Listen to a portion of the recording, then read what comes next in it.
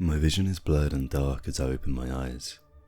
I can feel immense pressure in my head as I realize that I'm hanging upside down. As the clarity of my vision returns, I notice that the room I'm in is completely unfamiliar to me. It looks like a dark, old and decrepit basement from an abandoned crack house. Rotted wood, massive spider webs, and the smell of must surround me.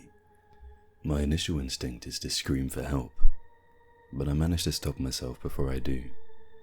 No, they'll hear you, I think to myself. Whoever did this, they'll hear you if you scream. Instead, I decided to put all of my focus into trying to free myself. My body is completely bound in some sort of sticky rope. I can hear the sounds of cracking as it separates and re-sticks as I wiggle around. Whatever this stuff is, there's no freeing myself from it. I begin to panic as claustrophobia begins to set in. The idea of being bound and immobilized has always been a terrifying thought for me. The pressure of blood rushing to my head from hanging upside down for so long soon begins to affect me. My vision starts to go blurry again, and the weight of my lungs begin to strain my breathing. Coupled with the anxiety of being in this predicament, I begin to lose it. My composure breaks as I begin to scream and cry. It's too much for me. Even if it means some psychopath comes and finishes me off, I can't stay like this any longer. Maybe I'd get lucky and my kidnapper isn't here. Maybe my screams will be heard by a passerby and they'll find me here, wherever here is. I scream and cry and scream as loud as my pressured lungs will allow. My vision soon begins to darken once again, but before I pass out, I notice something. There's a wooden staircase ahead of me, and I begin to hear the sounds of footsteps. They aren't heavy.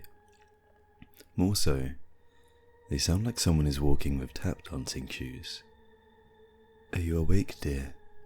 I hear a calm, distant voice from upstairs. The figure begins to slowly walk down these stairs, metallic tapping with each step. I become speechless, as I notice exactly who, or what, the figure is. Whatever this thing is, it's not human.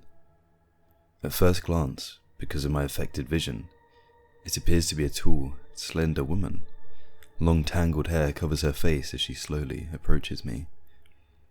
As I pay closer attention, however, I notice two arms holding onto the railing, and two more arms grabbing the ceiling above her.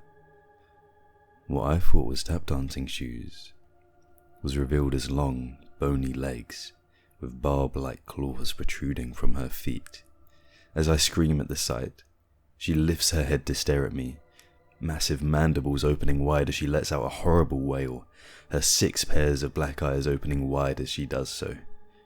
She rushes over to me, 2 clawed hands grabbing my body and the other 2 grabbing my face. I can feel the warmth of urine as I lose all composure. I panic at her upside down face coming close to my own. The massive mandibles lock onto my face, digging into the 4 corners as I feel the horrible sensation of a fleshy, disgusting tube into my mouth. I struggle as I feel some kind of fluid go down, or up, my throat, my gag reflex failing me. As she finishes her violation, she backs away and retracts the mandibles into her face. They fold inward, and eventually, her face looks just like a normal woman, her many eyes closed shut.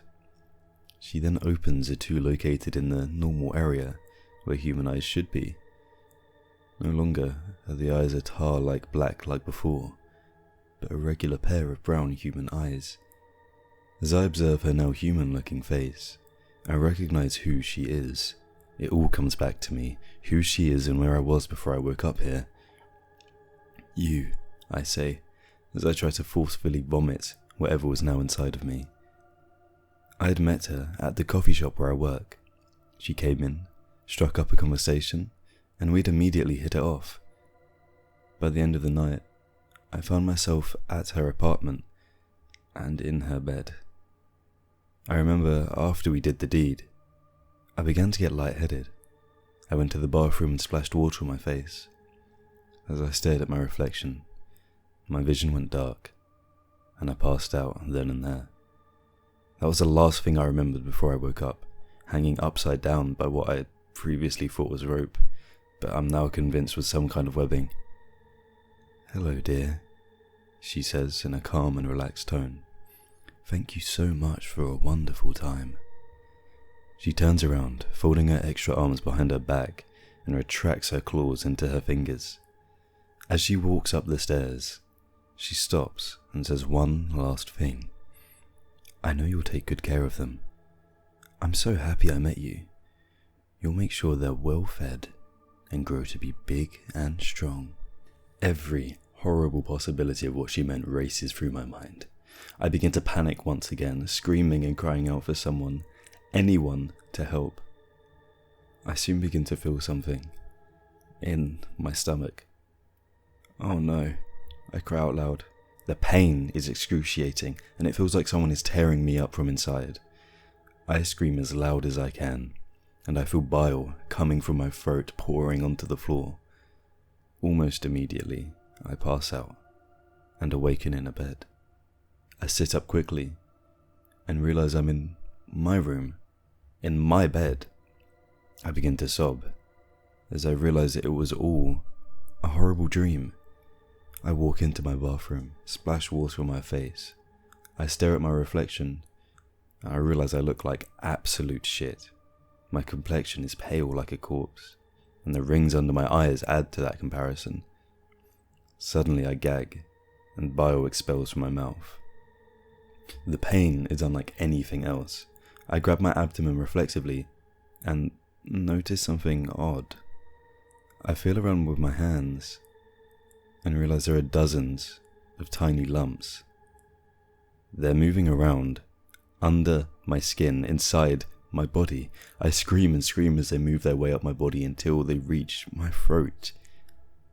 Soon after, dozens of bird-sized spiders emerge from my mouth as their sharp-clawed feet scratch the inside of my throat as they climb their way out. I try to scream, but my voice is blocked as one after the other these small monsters burst from my esophagus. Once again, I pass out from the pain, the panic, the exhaustion. I awake, still on the bathroom floor. The lights are on and I feel all around my body. I feel skinny, like all the fat and muscle has been sucked out of me. I'm barely strong enough to stand, but I somehow muster the strength to use the bathroom sink to pick myself up. In my reflection, I notice that I look even worse than before. I'm even paler, but now a black liquid stains my mouth, chin, and chest. I hear shuffling come from my bedroom, and I slowly approach the door. Shaking, I open it, and the shock of what I see leaves me speechless. All around the room, there are children. Small, normal-looking toddlers, completely naked and covered in black slime. He's sitting and standing all over the room. I have no words. I have no idea what to do. I try to speak, but only a small peep comes out. As soon as they hear the sounds of my words failing to come out, they focus their attention on me. There's an uneasy silence as I stare at them, and they stare at me. Suddenly, 4 more sets of eyes open wide, as they all let out high-pitched shrieks, their mouths opening wide to reveal horrible-looking mandibles. They rush over to me, and I scream as they latch on. I fall to the floor and mentally prepare myself to be eaten alive. But that doesn't happen. They hug me. Tiny arms wrapped around my arms, legs, and body as they rub their horrible-looking faces on me. I want to scream, but I don't want to set them off. One of them looks me right in the eyes, a creepy-looking smile forming as it retracts its mandibles back into its face, the tiny black eyes staring into me. I suppose this means today is my first Father's Day.